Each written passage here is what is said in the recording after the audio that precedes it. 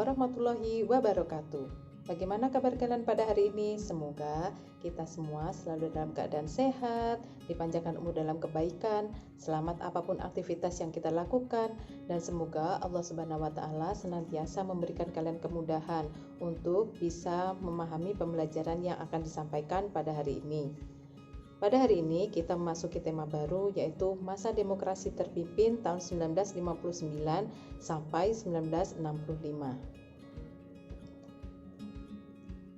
Masa demokrasi terpimpin dimulai sejak keluarnya dekret presiden pada tanggal 5 Juli 1959 dan berakhir 1965.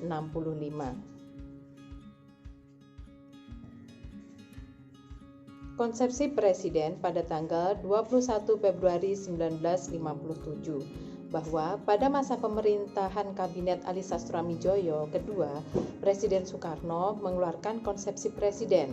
Mengapa konsepsi presiden ini dikeluarkan oleh Presiden Soekarno? Karena melihat situasi politik yang tidak kondusif pada waktu itu, terjadi pergantian kabinet. Kabinet yang berkuasa pada waktu itu tidak berusia lama, hanya sekitar 1-2 tahun saja. Isi dari konsepsi presiden 21 Februari 1957 yang pertama adalah sistem demokrasi liberal akan diganti dengan demokrasi terpimpin.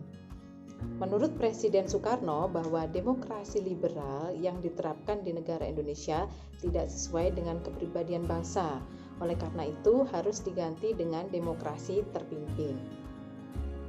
Yang kedua, mendesak dibentuknya Kabinet Kaki 4 atau Kabinet Gotong Royong yang anggotanya terdiri dari 4 partai politik pemenang pemilu pada tahun 1955, yaitu PNI, NU, Masyumi, dan juga PKI.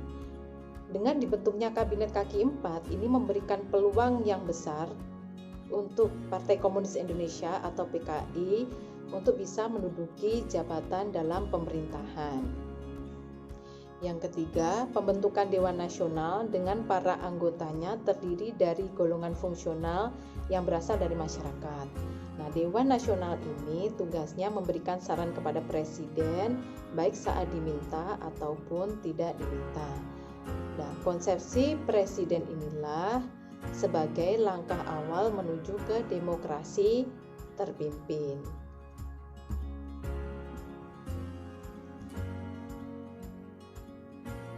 Yang kedua, dekret presiden. Isinya yang pertama adalah pembubaran konstituante.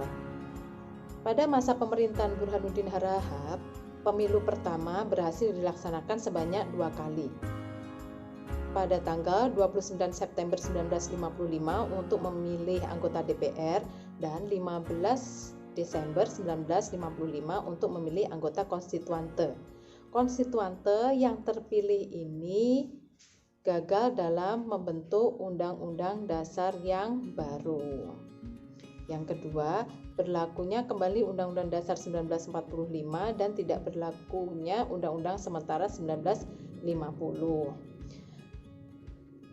Kalau kita melihat pada masa demokrasi liberal, konstitusi yang berlaku pada waktu itu adalah Undang-Undang Dasar Sementara 1950.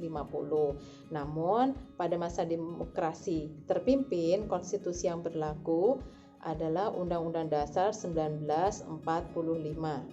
Selanjutnya adalah pembentukan MPRS dan DPAS.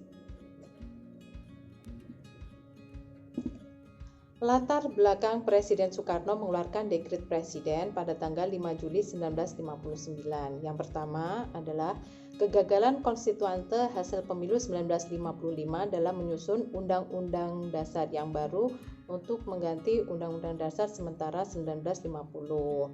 Yang kedua, pergantian kabinet yang terlalu cepat.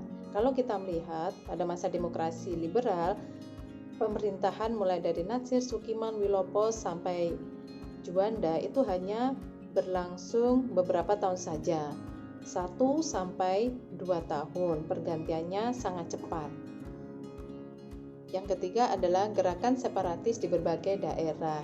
Nah, gerakan separatis ini mengancam integrasi bangsa, di antaranya adalah gerakan Andi Aziz di Makassar RMS atau Republik Maluku Selatan di Maluku, dan juga Gerakan PRRI Permesta di Sumatera dan juga di Sulawesi. Selanjutnya adalah kebebasan mendirikan partai politik.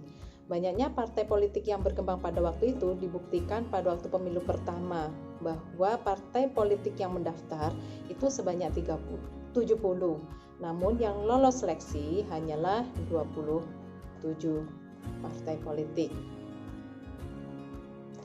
Nah, sehingga karena banyaknya partai politik yang tumbuh pada waktu itu, partai-partai politik tersebut lebih mementingkan golongan daripada mementingkan kepentingan negara.